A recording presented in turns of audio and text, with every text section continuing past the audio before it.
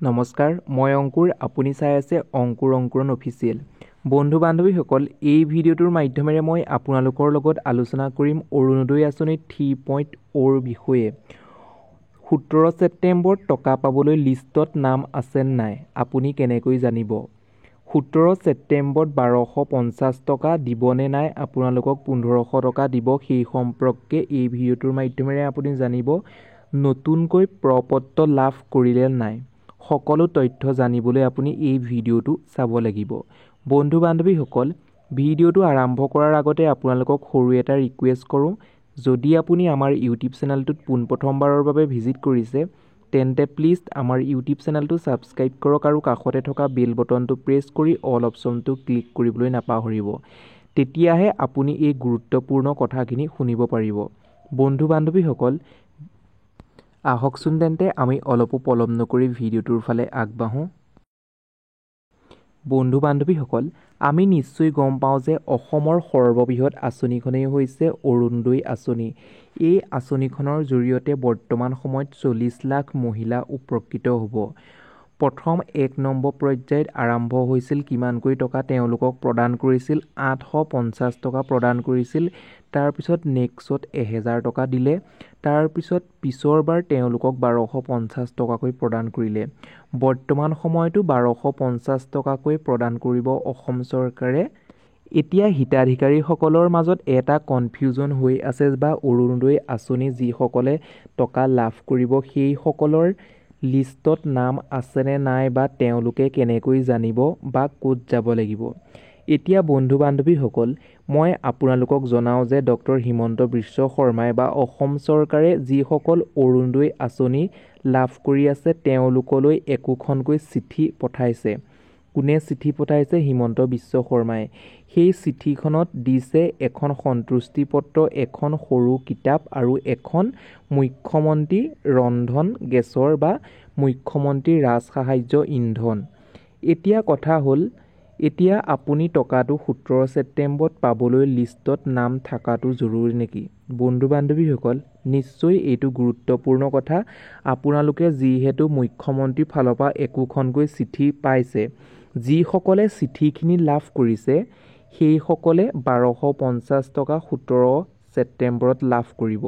কিন্তু যিসকলে এতিয়ালৈও বৰ্তমান সময়ত চিঠি লাভ কৰা নাই, তেওঁলোকক চিঠি দিয়াগৈ নাই, তেতিয়াহ'লে তেওঁলোকে লাভ নকৰে। বন্ধু বান্ধৱীসকল, এতিয়া মই আপোনালোকক ডিটেইলছত কথাখিনি কৈ দিম। হয়তো কিছুমান ডিষ্ট্ৰিক্টত দুদিন এদিন দেৰি হ'ব পাৰে, নিশ্চয় আপোনালোকক চিঠি দিব। কিন্তু কিছুমান ডিষ্ট্ৰিক্টত নিশ্চয় চিঠিসমূহ প্ৰদান কৰিছে। প্ৰদান কৰাৰ পিছতো যদি কিছুমান ব্যক্তি বা কিছুমান অৰুণোদয় আঁচনি লাভ কৰা ব্যক্তিসকলেও এতিয়াও লাভ কৰা নাই, তেওঁলোকে চিঠি কিন্তু তেওঁলোকৰ নাম কৰ্তন কৰি দিছে, তেওঁলোকে লাভ কৰিবলৈ সক্ষম নহয় 17 ছেপ্টেম্বৰত 1250 টকা। নিশ্চয় আপোনালোকৰ ডাউটখিনি ক্লিয়াৰ হয় মই ভাবোঁ। ইয়াৰ মাজতো যদি আপোনাৰ কিবা প্ৰশ্ন ৰৈ গৈছে তেন্তে প্লিজ কমেণ্টৰ জৰিয়তে কমেণ্ট কৰিব। মই আপোনালোকক কমেণ্টৰ ৰিপ্লাই দিবলৈ যত্ন কৰিম বা নতুনকৈ ভিডিঅ' প্ৰস্তুত কৰি আপোনালোকক জনাম। এতিয়া নেক্সট কথাটো হৈছে অৰুণোদয় আঁচনি হিতাধিকাৰীসকলে 1250 টকা লাভ কৰিবনে 17 ছেপ্টেম্বৰত 1500 টকা লাভ কৰিব, সেই সম্পৰ্কেও বহুতৰ মাজত কনফিউজন হৈ আছে।